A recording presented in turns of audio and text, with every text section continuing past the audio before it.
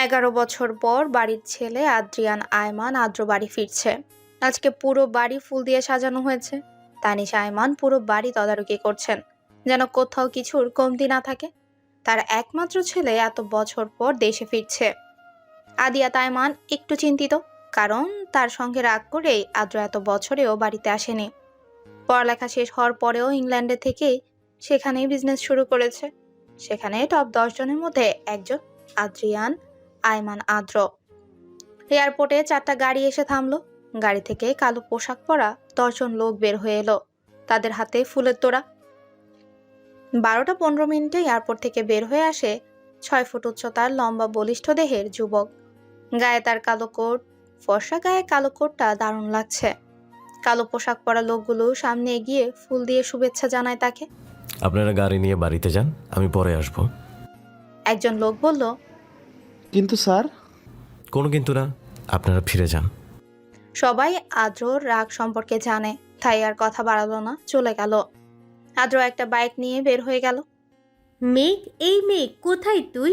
জানিস তো আজকে আদ্র ভাইয়া বাড়ি ফিরছে, সবাইকে ফুপিদের বাড়িতে যেতে হবে। না আপু, আমি যাব না, তোমরা যাও। কেন যাবি না? দেখ মেঘ, ফুপি রাগ করবে। আর তুই এত বছরও ওই বাড়িতে একবার যাসনি। আজকে যদি না যাস তাহলে ফুপি কষ্ট পাবে। প্লিজ চল না। তুই যদি না যাস তাহলে আমি যাব না। প্লিজ চল না। এবার নীরবতা ভেঙে উঠে দাঁড়ালো মেঘ। কি রে, এত কি ভাবছিস তুই?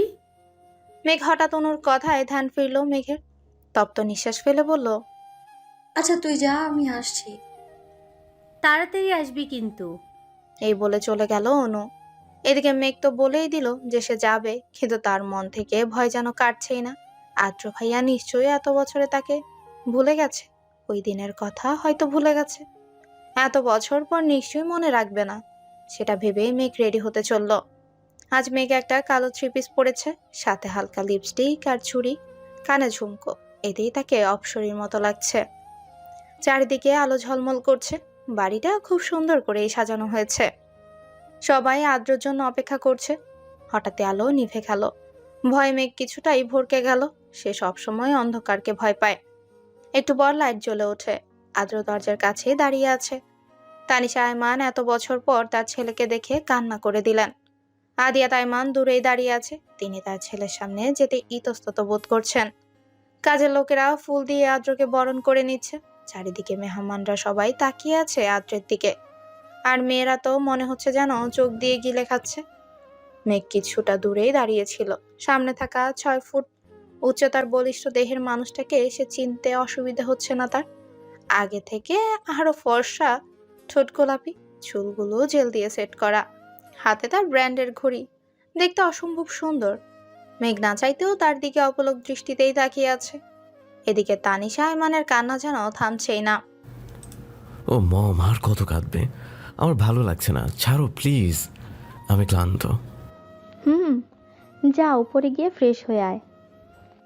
আদ্র উপরে যেতে নিয়ে থমকে যায়। দূরে দাঁড়িয়ে থাকা মেয়েটার দিকে এক পলক তাকিয়ে সিঁড়ি দিয়ে হনহন করে চলে যায়। এদিকে সব মেহমানদের আপ্যায়ন করতে ব্যস্ত আদিয়াত আয়মান। মেঘ আর অনু বসে আছে। তানিশা আয়মান মেহমানদের নিয়ে এতই ব্যস্ত ছিলেন যে মেঘ এসেছে খেয়ালই করেনি। মেঘকে দেখে তানিশা এগিয়ে আসলে ফুপিকে দেখে মেঘ অনু তাড়াতাড়ি গেল। কেমন আছে জিজ্ঞেস করলো। তানিশা মেঘের কপালে চুমু দিয়ে বলল, এতদিন পর তোর ফুপির কথা মনে পড়লো? মেঘ হাসি দিয়ে বলল, না ফুপি, তোমার কথা তো আমার সব সময় মনে পড়ে। এজন্য বুঝি এত বছর আসিসনি ফুপির কাছে? আর ভাইজানের আজকে সময় হলো না পার্টিতে আসতে? জানো তো ফুপি, বাবা কত ব্যস্ত। এতই ব্যস্ত যে তার একমাত্র ভাগিনা দেশে ফিরলো, তিনি আসতে পারলেন না। আর ভাবি তো অসুস্থ, তাই জোর করলাম না। এখন কেমন আছেন তিনি? ফুপি ভালো। অনু, মেঘ, তোরা বস, আমি তোদের খাবারটা নিয়ে আসি। না ফুপি, পরে খাবো। আচ্ছা শোন, আজকে কিন্তু তোদের ছাড়ছি না। তোরা আজকে এখানেই থাকবি, আমি ভাইজানকে বলে রেখেছি। না ফুপি, আমরা চলে যাব। না, মেঘ এতদিন পর এসেছে, আজকে ছাড়বো না তোদের। এদিকে মেঘ কিছুটা চিন্তিত, কি বলবে তার ফুপিকে। ফ্রেশ হয়ে নিচে নামছে আদ্র। আদ্র আসতে এই আদ্রকে সবার সাথে পরিচয় করিয়ে দিচ্ছে আদিয়াত আয়মান। মেঘের গায়ে অনু পানি ফেলে দিয়েছে, তাই ওয়াশরুমে যাচ্ছে মেঘ।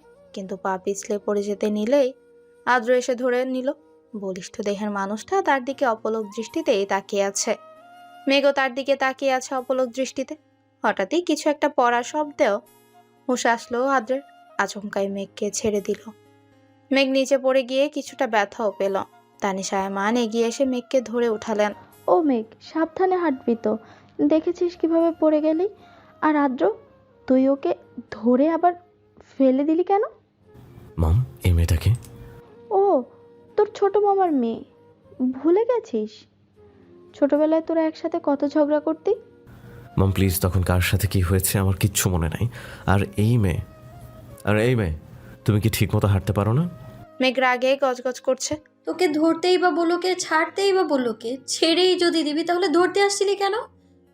গেল নিচে পড়ে আমার কোমর শেষ হয়ে গেল। বাদর হনুমান একটা। মনে মনে বিড়বিড় করে বলছে। আমি কি বলছি শোনো না? হঠাৎই আদ্রের কথায় হুঁশ ফিরে মেঘের। মনে মনে আরো কয়েকটা বকা দেয় মেঘ। সেদিন আদ্রদের বাড়ি থেকে অনু আর মেঘ চলে আসে। ফুপি কিছুতেই রাজি হচ্ছিল না। পরে মেঘ তাকে মায়ের অসুস্থতার কথা বুঝিয়ে চলে আসে।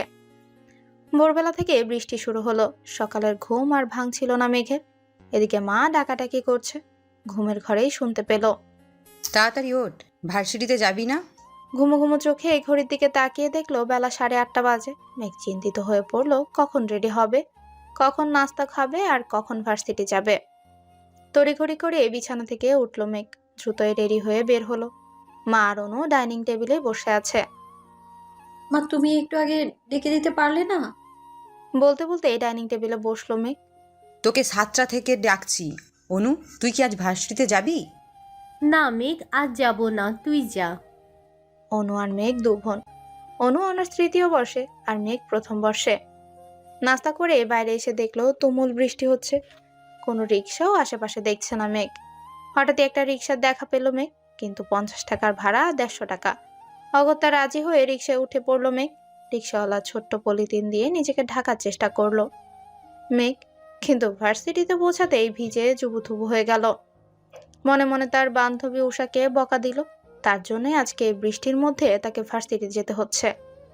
ভার্সিটিতে ঢোকার কিছু সময় পর বৃষ্টি থেমে গেছে। মেঘ ভার্সিটির ভেতরে লাইব্রেরি রুমে অপেক্ষা করছে উষার জন্য। হঠাৎই পেছন থেকে উষা মেঘকে ডাক দিল। কি রে, তুই তো পুরাই কাক বেজা হয়ে আছিস। মেঘ কিছুটা রেগে বলল। এত সময় লাগে তোর? নিজেই আসতে বলি, এখন এসে দেখি তোর কোনো খবর নেই। সরি মেঘ, বৃষ্টি তো সেজন্য দেরি হয়ে গেছে। তোর ওই সরি তোর কাছেই রাখ। আমার শরীর পুরো ভিজে গেছে। আর কি দরকারি কথা বলবি যা তোর ফোনে বলা যাচ্ছিল না, এখানেই বলতে হবে? উষা কিছুটা চিন্তায় পড়ে গেল। কি করে বলবে মেঘকে নীলের কথা, সেটাই ভাবতে লাগলো। হঠাৎই মেঘের ডাকে হুঁশ আসলো উষার। কি বলবি বল উষা, বলছি। বল।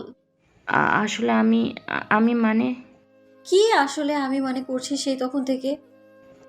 আসলে আমি একজনকে ভালোবাসি। উষা চোখ বন্ধ করে একদমে কথাগুলো বলল মেঘকে। মেঘ উষার কথা শুনে বিস্মিত চেয়ে রইল কতক্ষণ। চোখ খুলে উষা দেখলো মেঘ এখনো তার দিকেই তাকিয়ে আছে। কিছু বল মেঘ, আমি সত্যি নীলকে ভালোবাসি। মেঘ কিছু সময়ের জন্য যেন অন্য জগতে চলে গেছিল। উষার কথায় হুঁশ আসে তার। কি, তুই নীলকে ভালোবাসিস? নীল, মেঘ, উষা তারা তিনজনই খুব ভালো বন্ধু। একই ক্লাসেই পড়ে। তাহলে আমাকে কেন বলছিস? নীলকে বল। বলবো তো কালকে, কিন্তু কিভাবে যে বলি।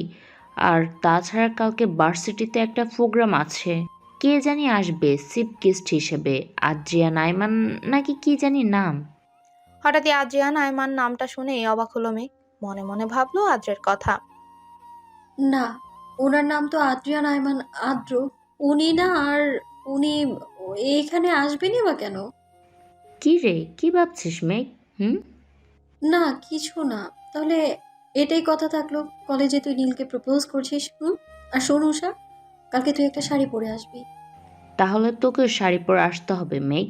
যেহেতু কালকে অনুষ্ঠান, সবাই শাড়ি পরে আসবে, তাই তোকেও শাড়ি পরে আসতে হবে। আচ্ছা, কালকে তাহলে দেখা হচ্ছে।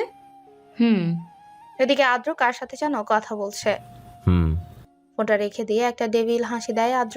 মনে মনে বলে, তৈরি থেকো জান, কাল থেকে তোমার শাস্তি শুরু। আমি যতটা কষ্ট পেয়েছি এই 11 বছর, তার থেকে বেশি কষ্ট তুমি পাবে জান। রেডি থেকো। সকালবেলায় মায়ের চিৎকারে ঘুম থেকে জেগে উঠল মেঘ। মনে হচ্ছে বাইরে কিছু হয়েছে, তাই তো তড়িঘড়ি করে বিছানা থেকে উঠল মেঘ। হাই হাই, আমার শখের মুরগিটা কে চুরি করলো? অনুমাকে সান্ত্বনা দিচ্ছে। মেঘ গিয়ে দেখলো তার মায়ের শখের মুরগিটাকে যেন চুরি করে নিয়ে পালিয়েছে। ও মা, কি শুরু করলে সকালবেলা? একটা মুরগির জন্য কেউ এইভাবে চিৎকার করে? মেঘ, মার ওটা শখের মুরগি ছিল। জানি, এখন চিৎকার করে কান্নাকাটি করলে কি আর চোর সেটা বাড়িতে এসে দিয়ে যাবে নাকি? হয়েছে, তোর না আজকে ভার্সিটিতে প্রোগ্রাম আছে? হুম। তাড়াতাড়ি রেডি হয়ে নে, উষা কল করেছিল। আজকে একটা নীল শাড়ি পরেছে মেঘ। হাতে নীল চুড়ি, কানে ঝুমকো, কপালে টিপ আর হালকা লিপস্টিক। কাজল এতটুকুতেই মেঘকে অপরূপ সুন্দর লাগছে। চুলগুলো খোলা হাওয়ায় উঠছিল। অনু মেঘের ফোন দিতে এসে আয়নায় মেঘের প্রতিবিম্ব দেখে বলল, বাহ মেঘ, তোকে তো আজ পরীর মতো লাগছে। মেঘ পেছনে ঘুরে তাকালো, বলল, তাই বুঝি? অনু মেঘের কাছে এসে কপালে চুমু দিয়ে বলল, অনেক সুন্দর লাগছে। ভার্সিটির সামনেই দাঁড়িয়ে আছে উষা মেঘ। রিক্সা ভাড়া মিটিয়ে উষার সামনে এসে দাঁড়ালো। কি রে মেঘ, আজকে তো তোকে পুরোই হুড়পড়ির মতন লাগছে। আমি যদি ছেলে হতাম তাহলে এক্ষুনি উঠিয়ে নিয়ে চলে যেতাম। উষা থাম। আর তোকেও তো আজ কম সুন্দর লাগছে না।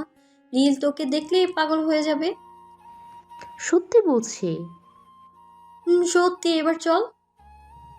কথা বলতে বলতে ভার্সিটিতে ঢুকলো মেঘ আর উষা। চারিদিকে বেলুন আর ফুল দিয়ে সাজানো হয়েছে। স্টেজ থেকে চোখ পড়লো মেঘের, যেখানে একটা নাম জলজল করছে। নামটার দিকে এক পলক তাকিয়েই তপ্ত নিঃশ্বাস ফেললো মেঘ। মেঘ দেখছে মেয়েরা আজকে এত সেজেগুজে বসে আছে।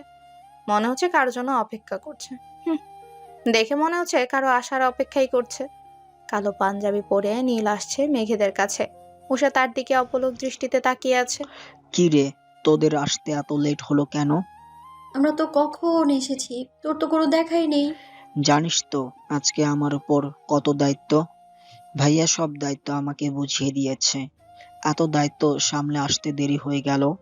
নীলের বড় ভাই ভার্সিটির প্রিন্সিপাল, আর আজকে তো আদ্রিয়ান আয়মানে আসছে, সেজন্য মেয়েরা আজ সেজেগুজেই হাজির হয়েছে। হাজারো মেয়ের ক্রাশ হচ্ছে আদ্রিয়ান আয়মান আদ্র, টপ বিজনেসম্যানদের একজন। তাছাড়া তিনি ভার্সিটিতে ডোনেশন দেন।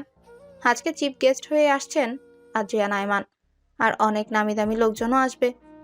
একটা ছেলের জন্য এতগুলো মেয়ে সেজেগুজে বসে আছে। মেঘ, জানিস তো আদ্রিয়ান আইমানকে দেখার আমার অনেক শখ। ওনার কথা আমি অনেক শুনেছি, কিন্তু দেখিনি কখনো। থাম, তুই একটা ছেলের জন্য এরকম কেন করছিস? আর তুই না আজকে নীলকে প্রপোজ করবি, ভুলে গেলি? না মেঘ, আসলে আজ নীল খুব ব্যস্ত মনে হচ্ছে। আজ যদি করি, যদি না করে দেয় তখন? আরে এত ভাবতে হবে না তোকে, গিয়ে বলে দেখ তো।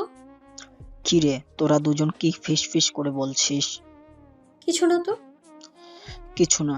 আচ্ছা শোন মেঘ আর উষা, তোরা দুজন সামনে দাঁড়াবি। আর মেঘ, তোকে ভাইয়া বলছে চিফ গেস্টকে স্বাগত জানাতে। আর উষা, তুমিও মেঘের সাথে থেকো। আচ্ছা। আমার কিছু কাজ আছে, আমি এখন আসছি। সবে আদ্রিয়ান আয়মানের জন্যই ওয়েট করছে। পরপর 5টা গাড়ি এসে থামলো কলেজ গেটের সামনে। তার মধ্যে একটা গাড়ি থেকে নেমে এলো 26 বয়সের সুদর্শন এক যুবক।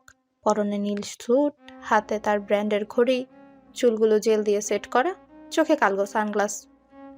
দূর থেকেই ছেলেটাকে দেখে মেয়েরা চোখেই যেন গিলে খাচ্ছে।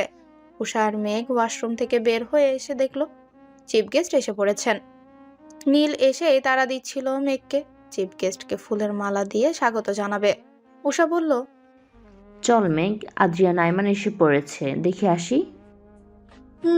কিন্তু মেয়েরা যেভাবে লোকটাকে চারদিক থেকে ঘিরে ধরে রেখেছে, দেখাই তো যাচ্ছে না। চল সামনে গিয়ে দেখে আসি। হুট করে এসে নীল মেঘের হাতে ফুলের মালাটা ধরিয়ে দিয়ে চলে গেল। প্রিন্সিপাল স্যার আদ্রিয়ান আয়মানকে স্বাগত জানাচ্ছে। ছেলেমেয়েরা গেস্টদের ফুল দিয়ে স্বাগত জানাচ্ছে। আদ্রিয়ান আয়মান ফুল দিয়ে স্বাগত জানার কথা মেঘের। আদ্রিয়ান আয়মানকে ফুল দিয়ে স্বাগত জানানোর কথা মেঘের।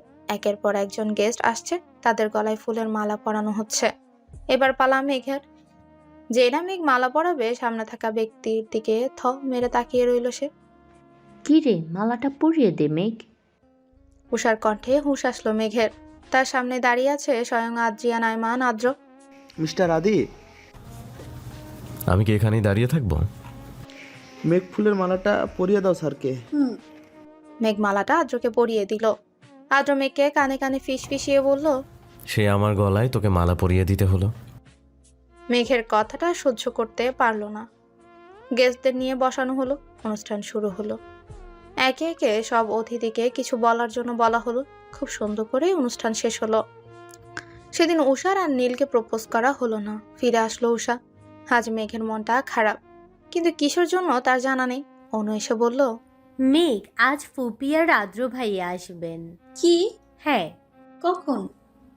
একটু পর। আমি নিচে গেলাম, তুই রেডি হয়ে নিচে আয়, মা তোকে ডাকছে। আসছি, তুই যা। আদ্র, এই আদ্র, তাড়াতাড়ি রেডি হয়ে আয় বাবা, দেরি হয়ে যাচ্ছে তো। আসছি মম। আজ আদ্র খুব সুন্দর একটা নীল রঙের পাঞ্জাবি পরেছে। দেখতে খুব সুন্দর লাগছে।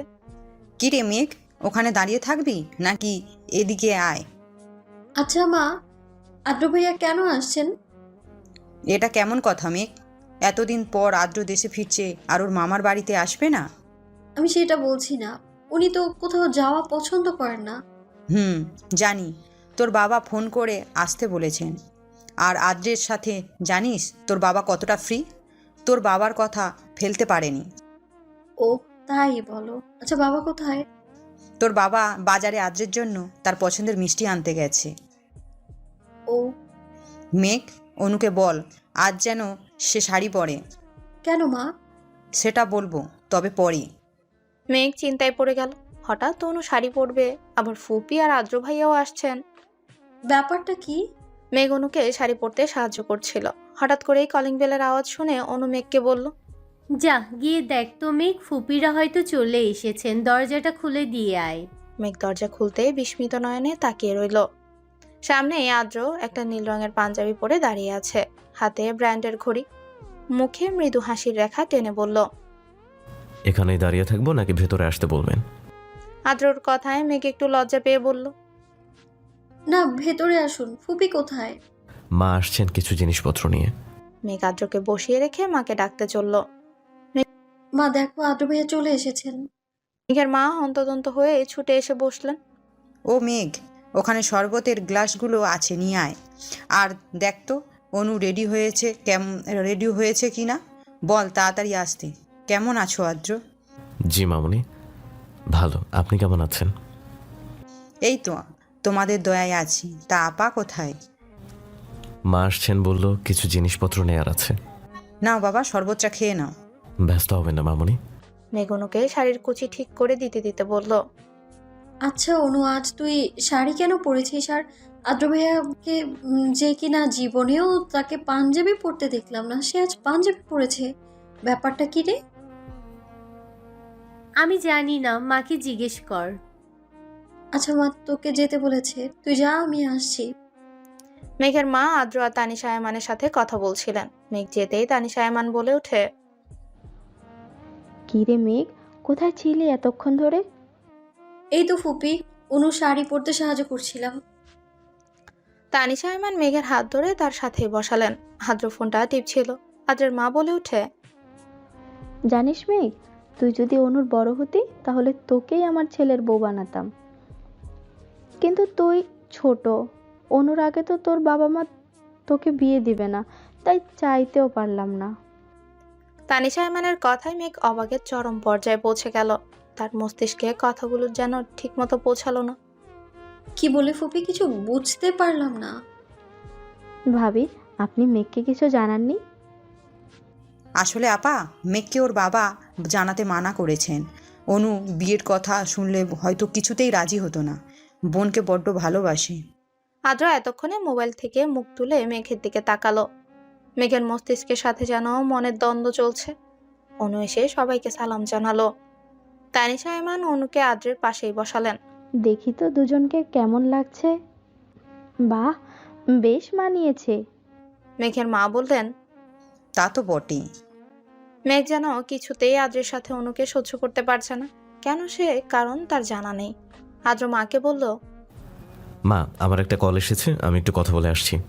মেঘ আর ওখানে বসে থাকতে পারলো না, কেন যেন তার বুকের ভেতর অসহ্য যন্ত্রণা হচ্ছে, যার কারণ তার জানা নেই। মেঘ রুমে আসতে আচমকা একটা হাত এসে হ্যাঁচকা টানে তার সাথে জড়িয়ে ধরলো। হঠাৎই এক জোড়া শক্তপোক্ত বাহু এসে মেঘকে জড়িয়ে ধরলো। মেঘ নিজেকে ছাড়ানোর জন্য আপ্রাণ চেষ্টা করছে, কিন্তু শক্তপোক্ত বাহুর সাথে পেরে উঠল না। হঠাৎই একটা কণ্ঠস্বর ভেসে আসলো। নিজেকে ছাড়ানোর বৃথা চেষ্টা করো না মেয়ে। এতক্ষণ মেঘের রুমের লাইট অফ ছিল, বাইরের আলো রুমে প্রবেশ করার কোনো উপায় ছিল না। হঠাৎই আলোটা জ্বলে উঠল, মেঘ আর কাউকে দেখতে পেল না। তবে কে তাকে জড়িয়ে ধরেছিল এটা তার বোধগম্য হলো না। এদিকে মেঘের মনে অজানা এক কষ্ট অনুভব করছে, সে কেন এই কষ্ট জানা নেই তার। মেঘের মা আদ্রদের বিদায় দিয়ে অনুকে মেঘের রুমে পাঠালো। হঠাৎ এভাবে চলে আসার কারণে মেঘ ব্যালকনিতে দাঁড়িয়েছিল। পেছন থেকে কারো হাতের স্পর্শে ফিরে তাকালো। কি রে, এভাবে চলে আসলি যে? এমনি। মেঘ, তোর কি কোনো কারণে মন খারাপ? কেন বলতো? না, তোকে দেখে মনে হচ্ছে তোর মন ভালো নেই। মেঘ উত্তর দিল না, তপ্ত শ্বাস ফেললো। অনু আর কিচ্ছু বলল না, চলে গেল। মেঘ আজ অনেকদিন পর উষার সাথে দেখা করলো। মেয়েটা বড্ড বুদ্ধিমতী, চট করে মেঘের মন খারাপ বুঝে গেল। তবে সে প্রকাশ করলো না। সে জানে মেঘ বরাবরই চাপা স্বভাবের।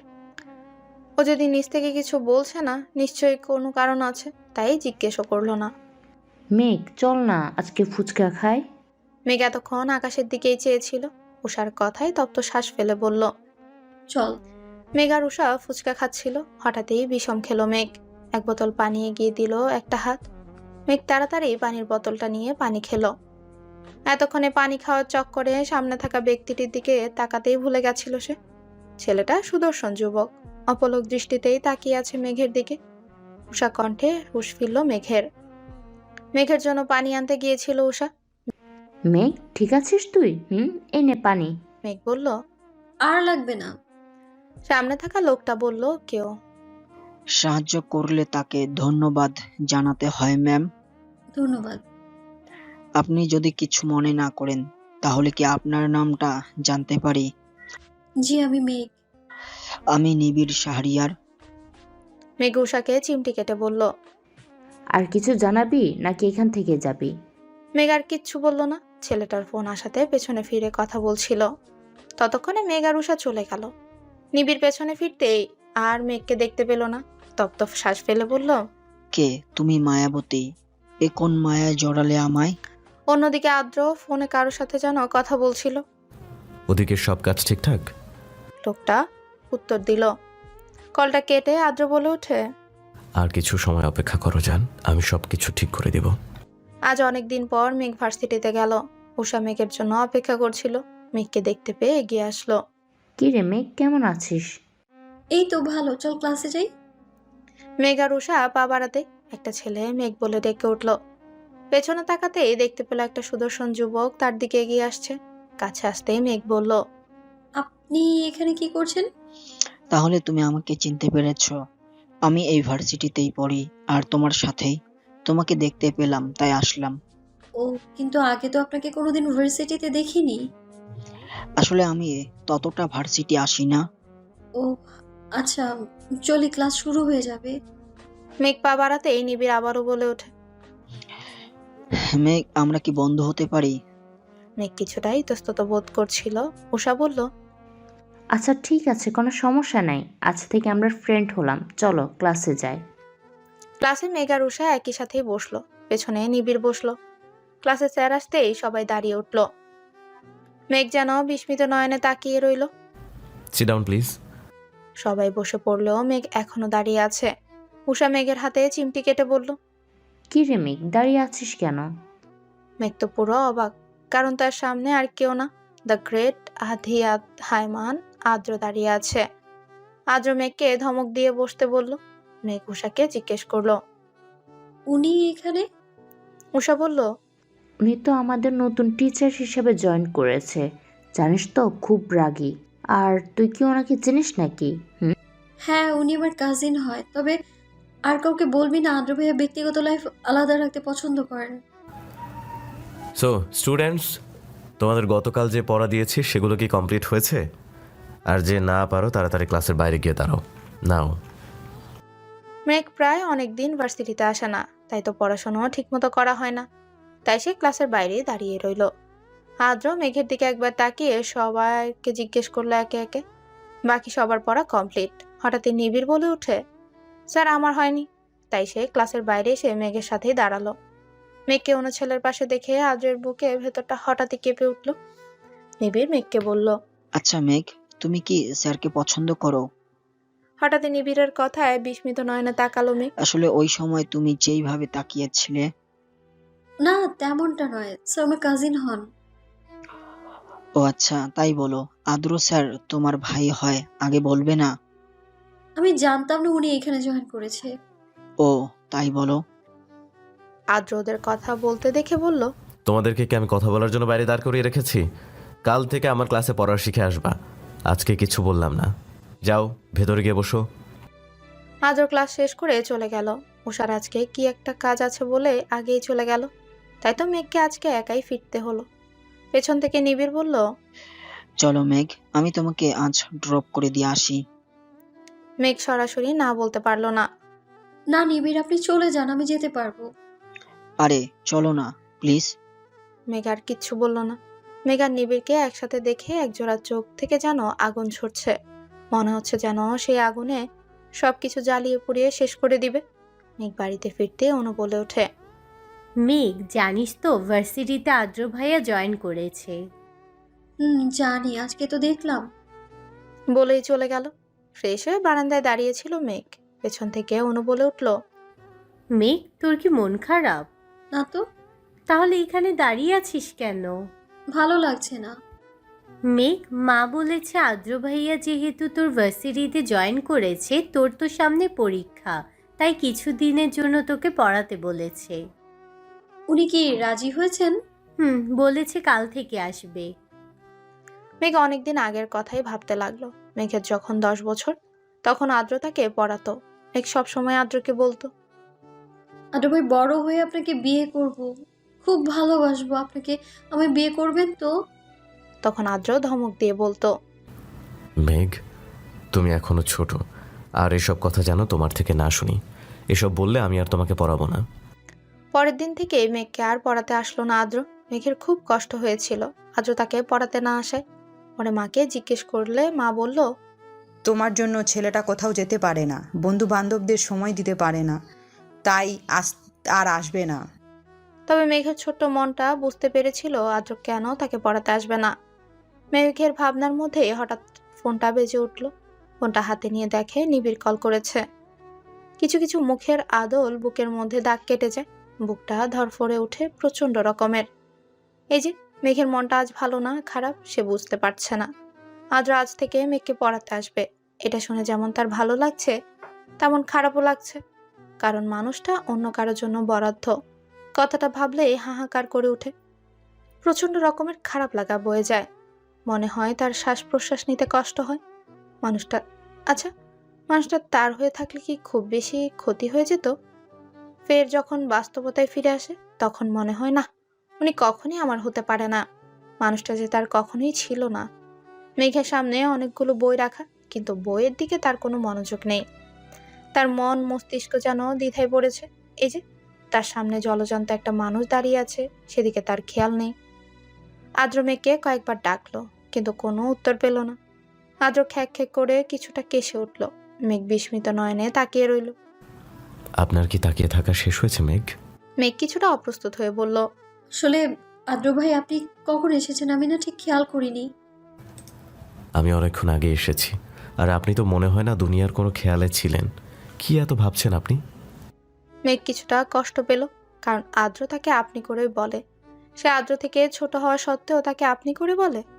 আদ্র বেশ কিছুক্ষণ মেঘকে পড়া নিয়ে কিছু জিনিস বুঝিয়ে দিচ্ছে, কিন্তু সেদিকে তার খেয়াল নেই। সে তো আদ্রকে দেখতে ব্যস্ত। এই যে সে তার মনকে বোঝাচ্ছে ওইদিকে তাকানো যাবে না, কিন্তু বেহায়া মনটা যেন কোনো বারণই শুনে না। আদ্র এবার মেঘকে ধমক দিয়ে বলল, আপনি কি আমার কথা শুনছেন মেঘ? মেঘ কিছু সময় বিস্মিত নয়নে তাকিয়ে রইল। আসলে আমি বুঝতে পেরেছি আদ্র ভাই। তারপর 2 ঘন্টা কেটে গেল। আদ্র মেঘকে পড়া বুঝিয়ে চলে গেল। অনেকক্ষণ ধরেই পড়ার ফলে মেঘের মাথাটা প্রচন্ড রকমের ব্যথা করছিল। মেঘ ওয়াশরুমে ঢুকে ফ্রেশ হয়ে বারান্দায় এক কাপ কফি নিয়ে দাঁড়িয়েছিল। তার মনটা যেন বিষণ্ণতায় ছেয়ে গেছে। এই অদ্ভুত মায়ায় জড়িয়ে আছে তাকে। আচ্ছা, নিজেকে নিজের চেয়ে না দেয়, পথে পথে ঘুরে একা হতাশা হতাশা মেরুদণ্ডের বক্রতা। কি খুঁজি, কারে খুঁজি, হেরে যাই, হারিয়েও যাই, ভুলে যাই নিজেকে নিজের চেনা দেয়। তপ্ত শ্বাস ফেলল মেঘ। নিজেকে নিজের সাথে লড়াই করতে হচ্ছে প্রতিনিয়ত। এই আমিটার সাথে যুদ্ধ করতে করতে ক্লান্ত তার শরীর। এদিকে আদ্র একটা লোককে ফোন করলো। কয়েকবার রিং হতে লোকটা ফোন রিসিভ করে বলল। আদ্র মুখটা রাগে কচকচ করছে। আর কত সময় লাগবে? ফোনটা কেটে দিয়ে ফোনটা মেঝেতে ছুঁড়ে ফেললো। সাথে সাথেই ঝনঝন শব্দে ভেঙে গেল। মনটা বিষণ্ণ তার। চারপাশে হাহাকার। প্রিয়তমাকে কাছে পেয়েও কষ্ট দিতে হচ্ছে তাকে। নিজ হাতে প্রিয়তমাকে কষ্ট দেওয়ার চেয়ে মৃত্যু শ্রেয় মনে হচ্ছে তার কাছে। কেটে গেছে 2 মাস। এই 2 মাসে আদ্র মেঘকে প্রতিদিন পড়াতে আসতো। প্রায় বেশ কয়েকদিন ধরে আদ্র আর মেঘকে পড়াতে আসে না। মেঘের মনটা এই জন্যই খারাপ হয়। নিবিড়ের সাথে এই 2 মাসে বন্ধুত্বটাও আরো গাঢ় হলো। নিবিড় বুঝতে পারে মেয়েটা আদ্রকে ভালোবাসে, কিন্তু প্রকাশ করে না। নিবিড় একটা রেস্তোরাঁয় বসে মেঘের জন্য অপেক্ষা করছে। মেয়েটার জন্য বড্ড মায়া হয় তার। ও যদি পারতো তাহলে ওর জীবনের সব কষ্ট দূর করে দিত। চেষ্টা করেও বারবার ব্যর্থ হয় মায়াবতীর কষ্ট লাঘব করতে। নিবিড় কফিতে চুমুক দিতে মেঘ তড়িঘড়ি করে রেস্তোরাঁর ভেতরে ঢুকলো। নিবিড় ইশারা দিতে পাশে এসে বসলো। আজ নিবিড় অনেকটা সাহস নিয়ে জিজ্ঞেস করলো। মেঘ, তুমি কি আদ্র স্যারেরকে ভালোবাসো? নিবিড় এমন প্রশ্নে মেঘ অবাক হলো না।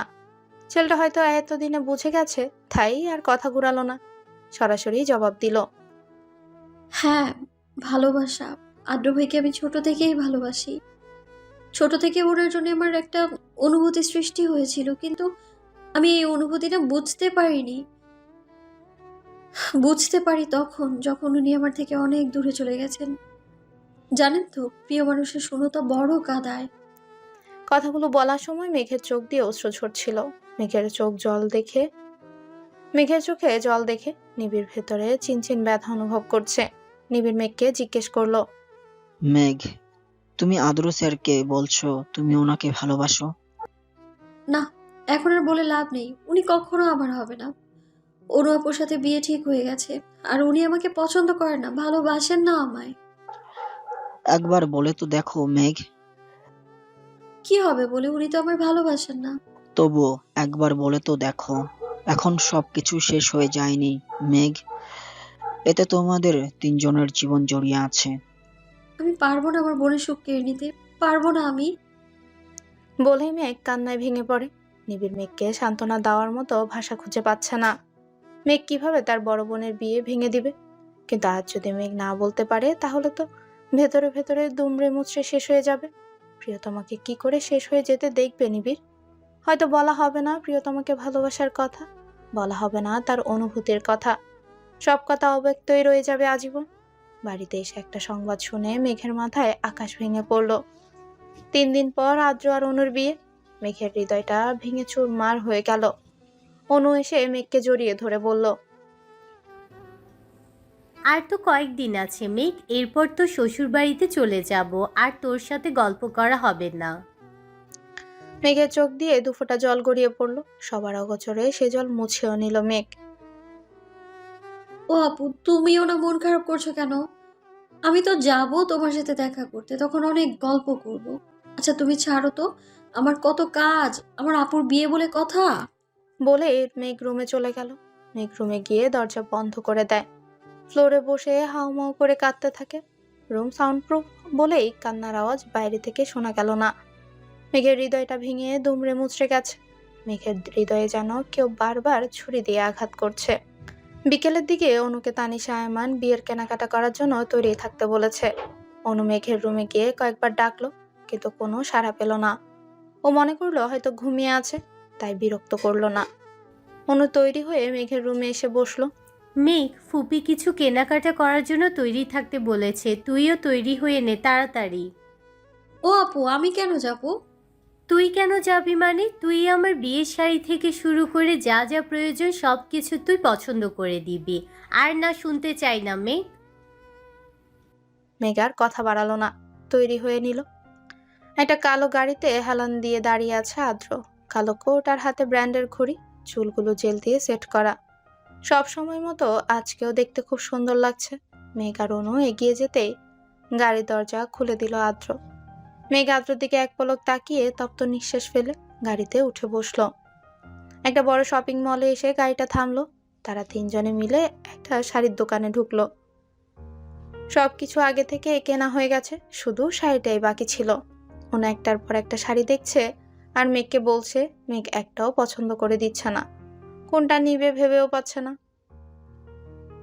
আদ্র অনুকে বলল, আপনাদের এখানে না পছন্দ হলে অন্য দোকানে দেখতে পারেন। না না, আসলে কোনটা নিব ভেবে পাচ্ছি না। মেঘের নজর গেল একটা কালো শাড়ির দিকে। মেঘের কাছে লাল কালারটা ভালো লাগে, কালো শাড়িটা যেন অসম্ভব সুন্দর লাগছে আজকে। মেঘ শাড়িটা অনুকে দেখিয়ে বলল। দেখো তো এটা কেমন। অনু শাড়িটার দিকে একবার তাকিয়ে বলল, অনেক সুন্দর, কিন্তু ওটা তো কালো, আর বিয়েতে কালো পরবো না মেঘ। তারপর আরো বেশ কয়েকটা শাড়ি থেকে একটা পছন্দ করলো অনু। আচ্ছা, আপনাদের হয়েছে? চলুন রেস্টুরেন্টে যাওয়া যাক। আপনারা যান, আমার একটা ইম্পর্টেন্ট কল করার আছে, আমি আসছি। আদ্র মেঘের পছন্দের শাড়িটা কিনে নিল। বাইরে এসে দেখলো মেঘ আর অনু দাঁড়িয়ে আছে। চলুন যাওয়া যাক। তোমার জন্য এই হৃদয় মহাকাব্যের উত্থান হয়ে অতীত হয়ে গেছে সবটা। এই পৃথিবীতে দলিল হয়ে গেছে অজস্র আবেগ অনুভূতি। নামহীন যত ভালোবাসা, অশ্রু বেনামি নিয়ে গেছে সব। আজ যখন হৃদয় খুলে দেখি নিজের কি আছে, সে কি নীরবতা, হাহাকার সবটা। কথাগুলো লিখে ডায়েরিটা বন্ধ করলো মেঘ। কাল অনুর গায়ে হলুদ। মেহমানরা আজ থেকে আসা শুরু করে দিয়েছে। অনু মেঘের রুমে এসে দেখে ও চুপচাপ বসে রয়েছে। কি রে, এইভাবে মন খারাপ করে বসে আছিস কেন? কি সব আবল তাবল বলছো? মন খারাপ করে কেন থাকবো? তাহলে রুমে বসে আছিস কেন? ও আপু, ভালো লাগছে না। অনুকে জড়িয়ে ধরে বলল, তুমি কি আমায় ভুলে যাবে আপু? শোন, ভুলে যাব কেন? আমি কি দূরে কোথাও যাচ্ছি? আর আমি কি আমার এই ছোট্ট পাখিটাকে ভুলতে পারি? আর তুই মন খারাপ করবি না একদম। তুই যদি মন খারাপ করে বসে থাকিস তাহলে আমারও মনটা খারাপ হয়ে যাবে। হুম। আপুর বিয়েতে কই হই হুল্লোড়ের করবে, তা না রুমে বসে শোক পালন করছো। কথাটা বলতে বলতেই রুমে ঢুকলো নিবিড়। আপনি এখানে? তুমি দাওয়াত দিতে ভুলে গেলেও আন্টি কিন্তু ভুলেনি। আমার তো মনে হচ্ছে না তুমি না আন্টি আমার ফ্রেন্ড। আসলে আমি বলবে ভেবেছিলাম, বলা হয়ে ওঠেনি। আচ্ছা, তোমরা দুজন কথা বল, আমি যাই। আমার ফ্রেন্ডরা আসবে কখন, কল করে জিজ্ঞেস করতে হবে। মেঘ, তোমাকে এইভাবে ভালো লাগছে না? তোমার অধর কোণের হাসিটা নেই কেন? বিষণ্ণতায় জীবনটা ছেয়ে গেছে নিবিড়। আমার শ্বাস নিতে কষ্ট হয়, আমি আর পারছি না। মেঘ, নিজেকে সংযত করো, এভাবে চলে না।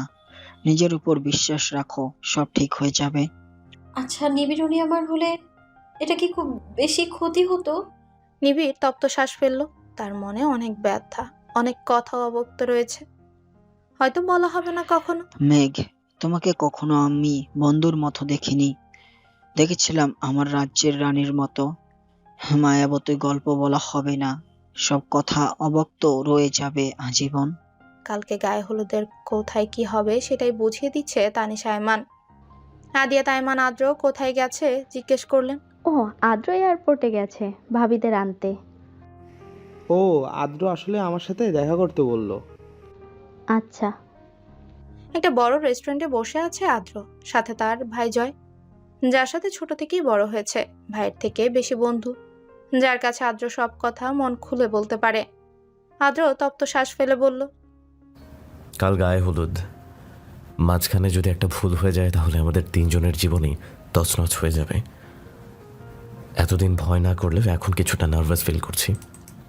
আমি চেষ্টা করছি সব কিছু ঠিক করার, কিন্তু বাবা যদি মেঘের কোনো ক্ষতি করে দেয়, আমি আমার জীবন নিয়ে ভাবি না, কিন্তু মেঘের কিছু হয়ে গেলে আমি বাঁচতে পারবো না। জয় জয় তাকিয়ে আছে এক প্রেমিক পুরুষের দিকে, যে কিনা তার জীবন থেকে বেশি ভালোবাসে তার প্রিয়তমাকে।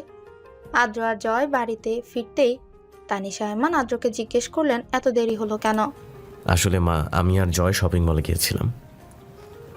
ও, তোর বাবা তোকে দেখা করতে বলেছে। তুমি আলো না হও, আধার হয়ে থেকে যাও আমার জীবনে প্রতিটা রাত, তবুও তুমি থেকে যাও। তুমি থেকে যাও আমার ঘোর লাগা মেঘ জড়ানো ভালোবাসায়, তোমার নামে সন্ধ্যা নামক আমার এই জীবনে। কথাগুলো লিখে ডায়েরিটা বন্ধ করলো আদ্র। মেঘের থেকে দূরে যাওয়ার পর থেকে আদ্র ডায়েরি লেখা শুরু করেছে। লিখেছে মনের অব্যক্ত অনুভূতি। চারিদিকে আলো ঝলমল করছে, মেহমানদের আনাগোনা বাড়ছে। অনু ওর ফ্রেন্ডদের সাথে পার্লারে গেছে। বাচ্চারা হইচই আনন্দে মেতে উঠেছে। গায়ে হলুদের অনুষ্ঠান নিজ নিজ বাড়িতেই হবে। মেঘ, তুমি তৈরি হবে কখন? মেঘ পেছনে ঘুরে তাকাতেই দেখতে পেল সুঠাম দেহের অধিকারী একজন সুদর্শন যুবক। পরনে নীল পাঞ্জাবি, হাতে ব্র্যান্ডের ঘড়ি, চুলগুলো জেল দিয়ে সেট করা। অসম্ভব সুন্দর লাগছে। ও নিবিড়, এত লেট কেন হলো? লেট হয়নি ম্যাম, আর তুমি এখনো তৈরি হওনি। যাও তাড়াতাড়ি তৈরি হও। এই তো রেডি হওয়ার জন্য যাচ্ছিলাম। অনুকে স্টেজে এনে বসানো হয়েছে। একে একে সবাই হলুদ দিয়ে যাচ্ছে। অনু তার কাজিনকে মেঘের কথা জিজ্ঞেস করেছিল কয়েকবার। বলেছে মেঘ তৈরি হচ্ছে। দূরেই নিবিড় দাঁড়িয়ে আছে। হঠাৎই একটা মেয়ে এসে নিবিড়ের পাশে দাঁড়ালো। নিবিড় এক পলক তাকিয়ে আবারও চোখ সরিয়ে নিল। এই যে মিস্টার, নাম কি? আমাকে বলছেন? যেহেতু আপনি এখানে দাঁড়িয়ে আছেন, তো আপনাকেই বলছি। ও, আমি নিবিড় শাহরিয়া, মেঘের ফ্রেন্ড। ও, আমি তানিয়া, ম্যাগের কাজিন। তো আপনি দাঁড়িয়ে আছেন কেন? আসলে মেঘের জন্য ওয়েট করছি। ও আসলে একসাথে যাব। মেঘ একটা হলুদ কালারের লেহেঙ্গা পরেছে। হাতে চুড়ি, হালকা লিপস্টিক, চোখে কাজল, সিম্পল মেকআপ, কানে ঝুমকো, সবকিছু ঠিকঠাক করে আয়নার সামনে দাঁড়ালো। হঠাৎই আলো নিভে গেল। মেঘ আলো নিভে যাওয়াতে ভয় পেল। তবে বাইরের কিছু আলো আসছে রুমে। তার মানে কি ওর রুমের লাইট নষ্ট হয়ে গেল? আচমকা একটা হাত এসে আচকা টান দিয়ে নিজের সাথে মিশিয়ে নিল। মেঘ আচমকা টান দেওয়াতে ভীত হলো। নিজেকে ছাড়ানোর আপ্রাণ চেষ্টা করলো, তবে লম্বা দেহের অধিকারী মানুষটার সাথে পেরে উঠল না। মেঘের কানের সামনে একটা কণ্ঠস্বর ফিসফিসিয়ে বলল, নিজেকে ছাড়ানোর বৃথা চেষ্টা করুন। আমি আচ্ছা, এভাবে সেজেছ কেন? আমি কে মাতাল করতে? আমি তো এমনিতেই মাতাল, তোমার মাতাল করা ভালোবাসায়। কণ্ঠস্বরটা শুনে মেঘ ভীত হলো। কারো আসার শব্দ শুনে লোকটা মেঘকে ছেড়ে দিয়ে বলল। মেঘ যেন হাফ ছেড়ে বাঁচল। মেঘ, তুমি কি ভেতরে আছো? কে? আমি নিবিড়। ও নিবিড়। নিবিড় রুমে ঢুকতে গেলে দেখতে পেল লাইট অফ। তোমার রুমের লাইট অফ কেন? জানি না, হঠাৎ লাইট চলে গেল। আচ্ছা চল, বাইরে সবাই অপেক্ষা করছে হয়তো। রুমের লাইট জ্বলে উঠল। নিবিড় মেঘের দিকে তাকাতেই দেখলো যেন কোনো পরী পৃথিবীতে নেমে এসেছে। অপলক দৃষ্টিতে তাকিয়ে রইল। কি হলো, চলো। মেঘের কথায় হুঁশ ফিরল নিবিড়ের। হ্যাঁ যাচ্ছি। অনুকে মেঘ আর নিবিড় হলুদ ছোঁয়ালো। অনুকে তার বান্ধবীরা মিলে মেহেদি পরিয়ে দিচ্ছে। মেঘ আর নিবিড় একসাথে বসে রয়েছে। মেঘ, তুমি মেহেদি কখন লাগাবে? নিবিড়, আমি মেহেদি লাগাবো না, ভালো লাগছে না আমার। ওহ মেঘ, প্লিজ এইভাবে মন খারাপ করে থেকো না। কারোর জন্য জীবন থেমে থাকে না। আমার জীবন তো থমকে আছে নিবিড়। তপ্ত শ্বাস ফেলল নিবিড়। উঠে গিয়ে হাতের করে একটা মেহেদি নিয়ে আসলো। মেঘ নিবিড়ের হাতে মেহেদি দেখে জিজ্ঞেস করলো, তুমি মেহেদি দিবে? না ম্যাম, আপনাকে দিয়ে দিব। মানুষ বলে যার মেহেদির রং যত লাল হয় তার বর তাকে তত বেশি ভালোবাসে। তুমি মেহেদি দিতে পারো? ছোটবেলায় আমার বোনকে দিয়ে দিতাম। ও বলে আমি অনেক সুন্দর করে দিতে পারি। মেঘের হাতে নিবিড় মেহেদি পরিয়ে দিচ্ছে। দূর থেকে একজোড়া চোখ তীক্ষ্ণ দৃষ্টিতে তাকিয়ে রয়েছে। তার চোখ দিয়ে যেন আগুন ছড়ছে। বাহ, তুমি তো অনেক সুন্দর করে মেহেদি দিতে পারো। পছন্দ হয়েছে? তানিয়া মেঘের পাশে এসে বসলো। মেঘের উদ্দেশ্যে বলল, মেঘ, আজকে আমি তোর রুমে থাকবো, আর অনু আপু ওর ফ্রেন্ডের সাথে থাকবে বলেছে। আচ্ছা। বাহ, তোর হাতের মেহেদির ডিজাইনটা তো খুব সুন্দর হয়েছে। কে দিয়ে দিল? ও জানিস তো, নিবিড় খুব সুন্দর করে মেহেদি দিতে পারে, ও আমাকে দিয়ে দিল। তো মিস্টার নিবিড় শুধু নিজের ফ্রেন্ডকে মেহেদি দিয়ে দিলে হবে? কাজিনরা কোথায় যাবে? ও মিস তানিসা, আপনি দাঁড়ান, আমি মেহেদি নিয়ে আসছি। অনুষ্ঠান শেষ হয়েছে প্রায় 1 ঘন্টা আগে। অনু আর পারছে না, খুব টায়ার্ড লাগছে। তাই ওর বান্ধবীকে বলল, তোরা গিয়ে শুয়ে পড়, আমি ফ্রেশ হতে যাচ্ছি। অনু ফ্রেশ হয়ে আসতে লাইট অফ হয়ে গেল। হঠাৎই একজোড়া হাত এসে মুখে রুমাল দিয়ে চেপে ধরলো। সাথে সাথে অনু জ্ঞান হারালো। অনেক রাত হয়েছে বিদায় এদিকটায় মানুষ নেই বললেই চলে। লোকটা সহজে অনুকে বের করে আনতে পারলো। বাইরে একটা কালো গাড়ি দাঁড়িয়ে রয়েছে। লোকটা অনুকে সেই গাড়িতে উঠিয়ে দিল। নিজে ড্রাইভিং সিটে এসে বসে পড়লো। গাড়ি চলছে আপন গতিতে। রাতে পূর্ণিমার চাঁদের দিকে তাকিয়ে আছে মেঘ। মুগ্ধ নয়নে তাকিয়ে দেখছে পূর্ব আকাশের বুকে দ্বাদশীর চাঁদ অপরূপ সুধা নিয়ে জেগে উঠতে। চাঁদনি রাতের প্রকৃতি এক মায়াময় সৌন্দর্যের অধিকারী। আকাশের বুক থেকে জ্যোৎস্নার রাশি ছড়িয়ে পড়ে সমস্ত পৃথিবীর বুকে আর জাগিয়ে তোলে মহাময় রূপ মাধুর্য। জ্যোৎস্নার অজস্র ধারায় ক্লান্ত হয় নিবিড় প্রকৃতি। দু চোখ দিয়ে অশ্রু গড়িয়ে পড়ছে মেঘের। আজই তার শেষ কান্না, আর সে কাঁদবে না। তাকে এগিয়ে যেতে হবে, নিজের জন্য না হলেও তার পরিবারের জন্য। আলো আধারে স্নিগ্ধ মিতালিতে ঝলমল করে উঠে জ্যোৎস্না প্লাবিত রাত। এমন রাতের অস্পষ্ট মায়ালোকে নিমজ্জিত থাকে প্রকৃতি। জ্যোৎস্নার আলো ছায়া নৃত্য প্রকৃতি প্রেমী। হাত পা বাঁধা অবস্থায় একটা মেয়েকে অন্ধকার ঘরে আটকে রাখা হয়েছে। কালো মাস্ক পরা একটা ছেলে জ্যোৎস্নার আলোয় মেয়েটাকে খুঁটিয়ে খুঁটিয়ে দেখতে লাগলো। চাঁদের মায়াবী আলোয় মেয়েটার সৌন্দর্য দ্বিগুণ ফুটে উঠেছে। ছেলেটা মেয়েটাকে ভালোভাবে দেখে মনে মনে বলল, তোমার মতো এক মায়াবতীকে আমার রাজ্যের রানী করার কথা ভেবেছিলাম। এখন কি মনে হচ্ছে জানো? স্মিত হেসে বলল, তাকে আমার কাছাকাছি পেয়ে গেছি। জ্যোৎস্নার অমৃত সুধা মেঘের শরীরের উপর লুটিপুটি খাচ্ছে। আর মেঘ মুগ্ধ হয়ে আকাশ পানে চাঁদের দিকে তাকিয়ে আছে। চোখ দিয়ে পড়ছে অজস্র অশ্রুকণা। সেদিকে তার খেয়াল নেই। সে মুগ্ধ নয়নে তাকিয়ে আছে প্রকৃতির পানে, জ্যোৎস্নার অপরূপ সৌন্দর্যের মাঝে। জ্যোৎস্নার উপচে পড়া স্নিগ্ধতা রোমান্টিক স্মৃতির জগতে নিয়ে যায়। জ্যোৎস্নার এই অপরূপ সৌন্দর্য না দেখলে হয়তো অপূর্ণই রয়ে যাবে জীবন। আজ সারা রাত হয়তো এভাবেই কেটে যাবে মেঘের। চোখ দিয়ে অশ্রুকণা ঝরছে। মেঘের চিৎকার করে বলতে ইচ্ছে করছে, হে পৃথিবী, যাকে পাবো না তাকেই কেন ভালোবাসলাম? পাবো না জেনেও কেন তার পিছু ছুটলাম? আমার ভাগ্যে কেন তাকে লেখা হলো না? কথাগুলো যেন স্তব্ধ হয়ে রয়ে গেছে মেঘের মাঝে। সে নির্ভীক, তার কথা যেন আটকে গেছে। তার কাছে বেঁচে থাকা যেন দুষ্কর হয়ে গেছে। যদি আত্মহত্যা করা পাপ না হতো তাহলে সে নিঃসন্দেহে তা বেছে নিত। এই অসহ্য যন্ত্রণা তাকে কুরে কুরে খাচ্ছে। তার কাছে অসহ্য যন্ত্রণা থেকে মৃত্যু শ্রেয় বলে মনে হচ্ছে। মেঘ আকাশ পানে তাকিয়ে বলে ওঠে, পরের জন্মে সহস্র কোটি তারা হব, দূর থেকে দেখবো তোমাকে, সেখান থেকেই বলবো তোমায় ভালোবাসি, ভালোবাসি, খুব বেশি ভালোবাসি। তুমি শুনতে পাবে কি সেই ধ্বনি? নিজের কথায় নিজে হাসে মেঘ। জীবনটা তার হেলায় ভাসছে।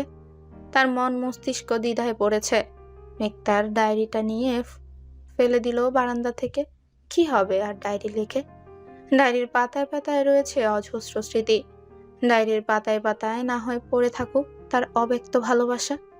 আকাশের দিকে মুগ্ধ নয়নে তাকিয়ে আছে একটা ছেলে, হাতে তার নিকোটিনের ধোঁয়ায় তার গোলাপি ঠোঁটগুলো কালো দাগ পড়ে গেছে। ভেতরে তার অজস্র আবেগ অনুভূতি লুকিয়ে রেখেছে। আর কিছু মুহূর্তের অপেক্ষা। সব অপেক্ষার অবসান ঘটবে কাল। প্রেয়সীকে নিজের করে নিবে সে। তার সব দুঃখ কষ্ট মুছে দিবে সে। সকালের আলো পর্দা ভেদ করে মেঘের চোখে মুখে উপচে পড়ছে। রাতে কাঁদতে কাঁদতে মেঝেতে শুয়েছিল মেঘ। কখন যে ঘুমিয়ে পড়েছে মনে নেই তার। বাইরে থেকে চাচানোর আওয়াজ ভেসে আসছে। কেউ কাঁদছে চিৎকার করে। কি বলছে শোনা যাচ্ছে না ঠিক মতো। মেঘের হুঁশ আসতে কালকে ডায়েরির কথা মনে পড়ে যায়। ওই ডায়েরিটা কেউ কি আবার পেয়ে যায় না? তো মেঘ ছুটতে লাগলো বাইরে। আসতেই মানুষের ভিড়। ঠেলে ঠুলে ভেতরে যেতেই তার মাকে দেখলো চিৎকার করে কাঁদছে। মেঘ ছুটে গেল মায়ের কাছে, জিজ্ঞেস করলো কি হয়েছে। মেঘের মা কিচ্ছু বলল না। মেঘকে জড়িয়ে ধরে কাঁদতে লাগলো। মানুষজন কি যেন বলাবলি করছে। অনুর বান্ধবীরা দাঁড়িয়েছিল। মেঘ সেখান থেকে একটা মেয়েকে জিজ্ঞেস করলো, শ্রেয়াপু কি হয়েছে বলবে আমায়? মা কেন কাছে? শ্রেয়া বলল, অনু পালিয়ে গেছে। মেঘের হাতে একটা চিঠি ধরিয়ে দিল। মেঘ চিঠিটা পড়ে বাকরুদ্ধ অবস্থায় দাঁড়িয়ে রইল। মাথায় তার আকাশ ভেঙে পড়ল। বারবার একটা কথাই মাথায় বাড়ি খাচ্ছে, অনু পালিয়েছে।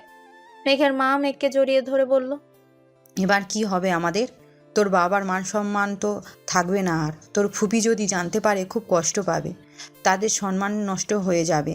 এত মেহমানের সামনে আমাদের সম্মান নিঃশেষ হয়ে যাবে। মেঘ কিছু বলার ক্ষমতা হারিয়ে ফেলেছে। সবকিছু এলোমেলো লাগছে তার। কার সাথেই বা গেল? জীবন বড়ই বিচিত্র। মেঘের আজকে পৃথিবীর সবচেয়ে বেশি খুশি হওয়ার কথা ছিল, তবুও তার মনে ভয় হচ্ছে। যদি তার আদ্রই বিয়েটা মেনে না নেয় তখন কি হবে? মেঘ ভাবতে লাগলো আজকের দিনটার কথা। অতীত। অনুর মা তানিশা আয়মানকে অনু পালিয়ে যাওয়ার কথা বললে তিনি মেঘকে আদ্রর জন্য চাইলেন।